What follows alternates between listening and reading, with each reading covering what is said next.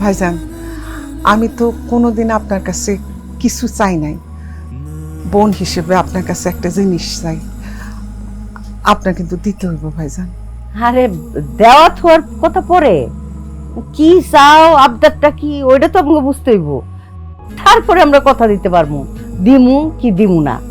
ভাবি, আমি রাজু আর জোনাকির বিয়ের প্রস্তাব নিয়ে আইছি। আমারে মাফ করে দিস বোন, তোর এই প্রস্তাব আমি রাখতে পারলাম না। কেন রাখতে পারবেন না ভাইজান? কেননা আত্মীয়দের সঙ্গে আমি আত্মীয়তা করতে চাই না, ব্যাস। মামা, আত্মীয়তার মধ্যে আত্মীয়তা করলে সমস্যা কি?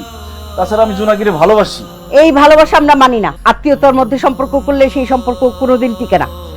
পুরান আত্মীয়তার সম্পর্ক আরো নষ্ট হয়ে যায়। আত্মীয়তা আমরা আসি, আবার নতুন করে ভেজাল বাজায় লাভ কি? তোমার মামাও যেহেতু বলছে এটাতে রাজি না, আমিও রাজি না। তোমরা আসতে পারো। আচ্ছা ভালো কথা, দুপুর হয়ে গেছে, একটা ডাল ভাত খেয়ে যাও। মা, আব্বা, রাজু ভাই আমি দুজন দুজনের ভালোবাসি। আমগো ভালোর কথা চিন্তা করে, আমগো সুখের কথা চিন্তা করে এই সম্পর্কটা মাইনা নাও, নাইলে আমরা দুইজন মরে যাবো। মইরা গেলে মরে যাবি, কবর দিয়ে আসবো, কিন্তু আমার ভাগ্নের সঙ্গে তোর বিয়ে দেবো না। মামা, এখন কিন্তু আপনি বেশি বাড়াবাড়ি করতেছেন। কেন বিয়া দিবেন না জোনাকিরে আমার কাছে? আমি কি দেখতে খারাপ, নাকি অশিক্ষিত, নাকি কোনো কিছুর অভাব আছে আমাগো? বেশি তাল বেতাল করবেন না, একদম জোনাকিরে উঠাই নিয়ে বিয়া করুন। তখন থেকে আপনার মান সম্মান কই থাকে? কি করতে পারেন আপনি? কত বড় সাহস, তুই উঠে নিয়ে যা।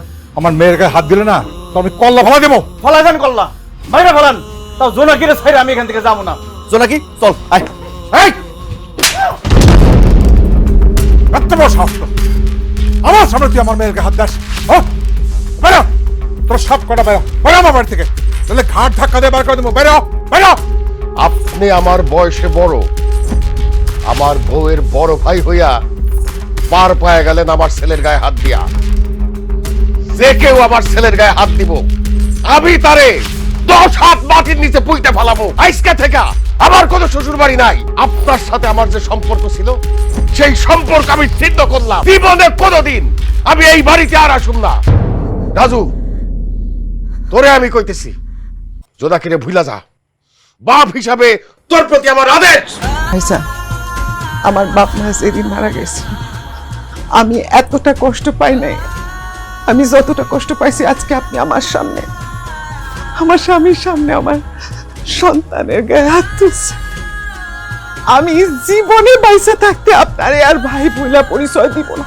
আর রাজু, তোরে বলি, এরপর তার মেয়েরে যদি তুই কোনোদিন আর বিয়ের চিন্তা করস, তাইলে তুই আমার মরা মুখ দেখবি।